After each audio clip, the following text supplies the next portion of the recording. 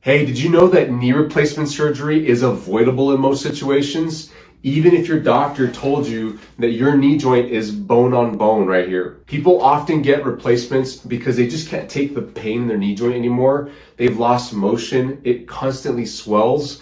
They can't stand and walk as long as they would like to. And simple things become very difficult, like being able to get up and down out of a chair and climbing up a step or two, and forget going up and down a flight of stairs.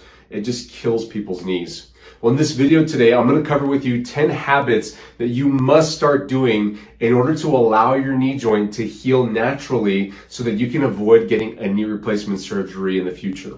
My name is Dr. David Midoff, and I'm a specialist physical therapist at El Paso Manual Physical Therapy. And this channel is dedicated to helping people stay healthy, active, and mobile while avoiding an unnecessary knee surgery, injections, or pain medications. Don't forget to subscribe to our channel so that you don't miss out on any of the helpful videos that we post every single week. And before I give you the 10 habits, I want you to know that we've got videos that go in depth into many of these habits, and they're linked in the description below. So if you are going through this video and I didn't explain things as thoroughly as you might have liked, I've actually probably got a video on it. So just go to the description and find the right video for you and go check that one out so that you can implement this habit 100% and save your knee. Habit number one that you need to start doing right now is free up your knee joint motion. You've got to begin to stretch daily into your pain-free motion. So what I mean by that is when you bend your knee, you might run into pain if you fully bend it all the way like this, or if you go to straighten it out all the way, that might also bother you. But if you can feel some stiffness or resistance at a certain point in the motion, but it doesn't hurt, you need to hang out there for a bit. You don't need to force it more into more pain. You need to force it into some stretch. Stretch is okay, but not pain. And I would just hang out there for 30 seconds or so, up to a minute, and do this 3 or 4 times. First thing in the morning, throughout the day. I would do this religiously. I would get obsessed with making sure that my knee joint moves all the way in both directions. If you're talking about straightening it out, I'd put it up somewhere on a stool or even on the floor if you're sitting on the edge of the table and just push down on it like that. As long as it doesn't hurt, it just stretches. You might feel a stretch.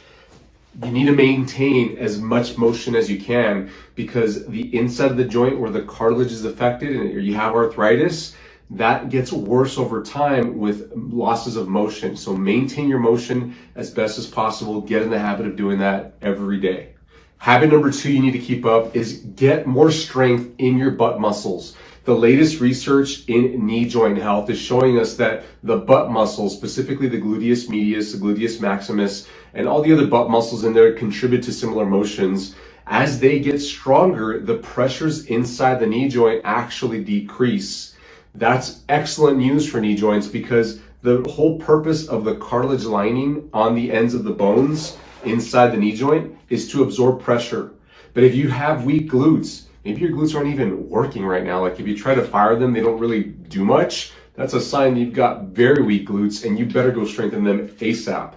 But as you get stronger in those glutes, it changes the position of the knee slightly and depressurizes the cartilage in there so that you can allow that cartilage to heal. That alone might make a world of a difference in your knee joint health. Be sure to check out the videos in the description below to get more exercises for your glutes. The third habit you need to start doing is related to the second. You've got to begin using your glute muscles, your butt muscles, while you walk. I've got a video showing you exactly how to do it. Go to the description, you'll find it. But the gist of it is you need to use your butt muscles every time you take a step. Whenever you step with your right foot, your right butt cheek should fire. Whenever you step with your left foot, your left butt cheek should fire. And that's normal walking. And what you shouldn't be doing is using your quad muscles. The muscles that are on the front of your thigh should not be dominating the motion. So if you like to walk, or if you've been told to go walk for exercise, you could be making your knee problem worse if you're using your quads, if you're quad dominant. But if you're glutes dominant, it's actually a good thing. Then go walk to your heart's content. As long as your knee joint isn't getting worse doing it, it's going to be a good thing for you to keep up. Pardon the interruption. I want to tell you about our knee arthritis recovery program. This program is completely focused on fixing the root problem that's putting too much pressure through your knee joint and setting up osteoarthritis. There's 3 components to this program. The first is a curriculum. It's me walking you through the 4 phases phases of recovery. In the first one, that's when you're really stiff and painful and you maybe can't get around very well, all the way to the last phase where you're doing maintenance work and you're feeling fantastic, able to get around and potentially even exercise. That's a big section of the program. A second section of the program is weekly live group coaching, where me and my staff are on Zoom talking to you, answering questions so that you're never stuck. And then the third component is a private community where you can ask questions and my team is getting to you throughout the week, as well as learn from others and see their questions and their wins so you can get encouragement along the way. Go check out the program. Back to the video. Number 4 is drink lots of water. Now this seems like an easy one, but really how much water are you drinking? The recommendation is about 3 liters or 100 ounces, give or take on your gender and your size. Really it's more to your size because women tend to be smaller than men, so they'll need less water. But a lot of people that I meet that have cartilage problems, especially in their knees, I ask them, what's your water intake like? And the simple question that I ask them is, do you think you drink enough water? And 9 out of 10 people say, no, not enough. And then when I ask them to increase their water intake, their first complaint or concern is, well, I'm gonna have to go to the bathroom more. And my very next comment is, would you rather have a knee replacement surgery?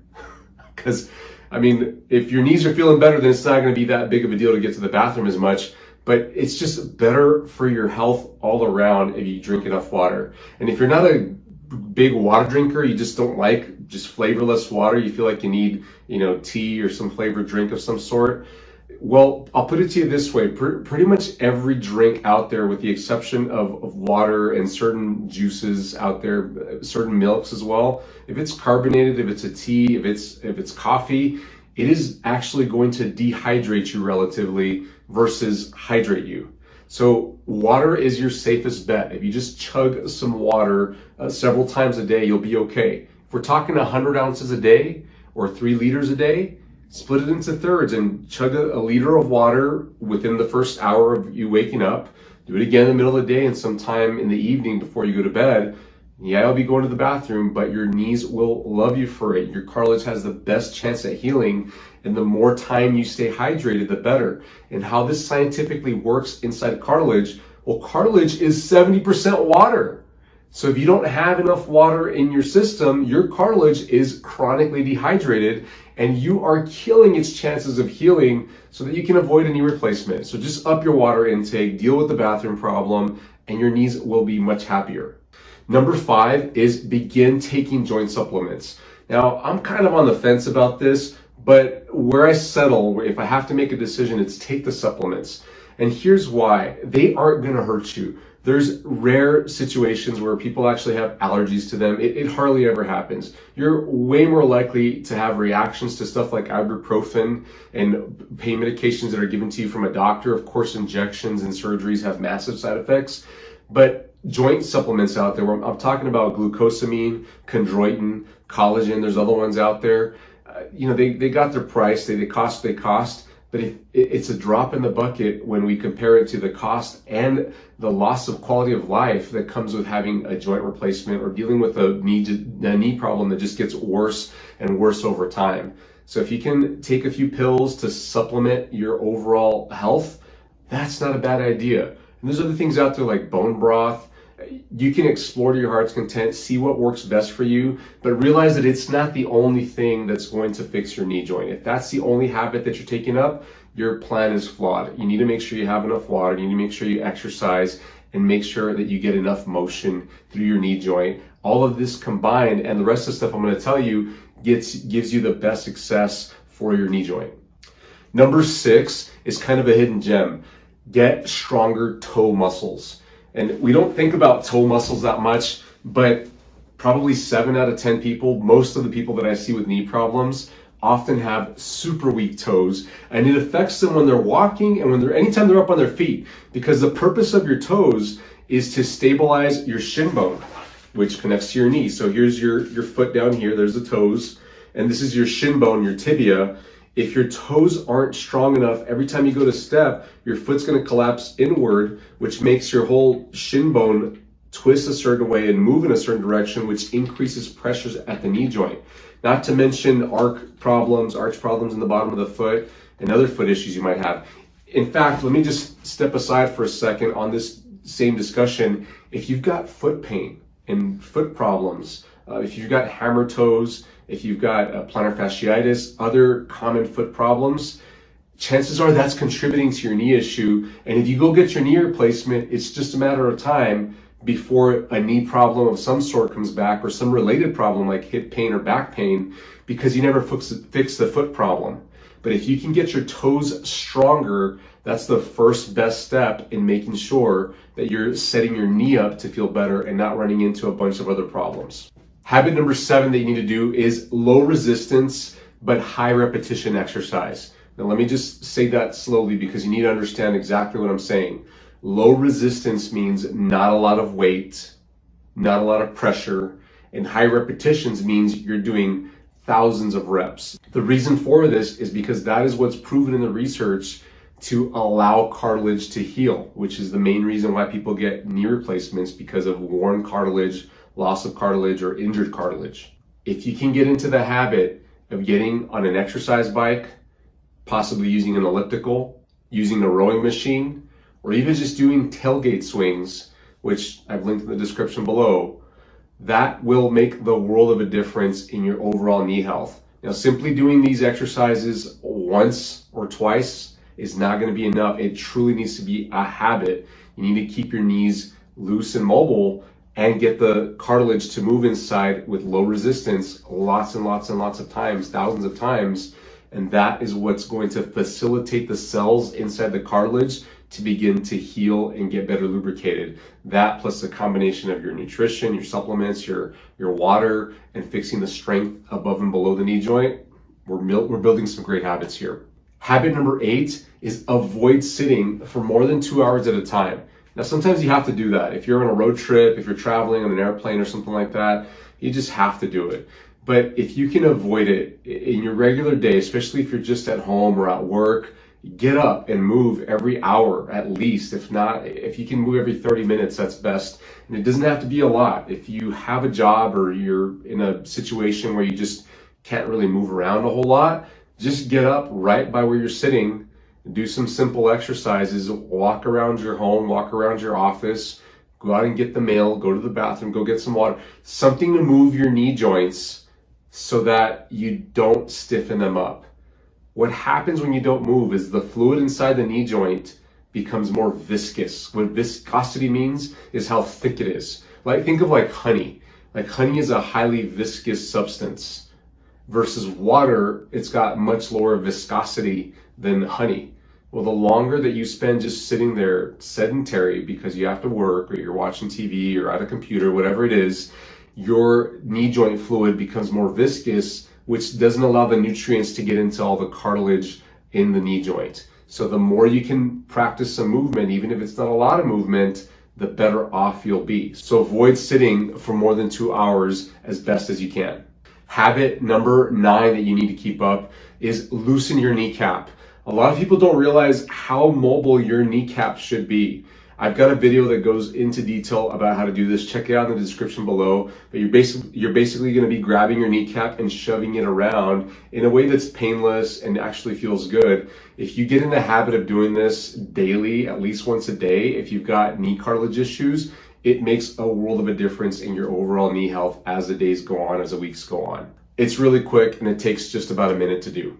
Habit number 10 is be open to getting some professional help.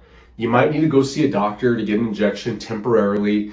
You might consider going to see a physical therapist to make sure that you're not missing anything that they obviously see that you should be doing in your plan to fix your knee problem. Maybe it's a good idea for you to start physical therapy regularly as well if you have access to it. And by the way, just a little quick plug, if you can't get to a physical therapist, we have a program available for you called the 28-Day Knee Health and Wellness Boost Program. Check out the link in the description below. It is a paid program, but it is a comprehensive program. It runs you through many exercises over the course of 28 days so that you can begin to improve your knee joint health. And it's less than the cost of visiting the physical therapist for one visit. And you get help for a whole month for 28 days. The 28-day program is an option for you as well. But be open to getting help because it will boost your time. It'll accelerate you to feeling better quicker. People often just throw in the towel and give up when they try a couple things and don't get the success that they're looking for, when really they're 3 feet away from gold. I've seen people do certain exercises here in the clinic and they're just firing the wrong muscles. And I tell them, you're on the right track, you're doing the right moves, you're just not thinking about the exercise correctly. And once they figure that out, it clicks. And we made a 2-degree shift to fix their whole knee situation. Those are the kinds of things that an expert might be able to spot in your situation. So don't be afraid to go get help. That's a fantastic habit to take up. Guys, I hope this video was helpful for you. Give us a thumbs up if you liked it. And don't forget to subscribe so that you don't miss out on any of the helpful videos we post every single week. Comment in the description below if you have any questions and we'll get to them as soon as we can. Have a wonderful day. Bye-bye.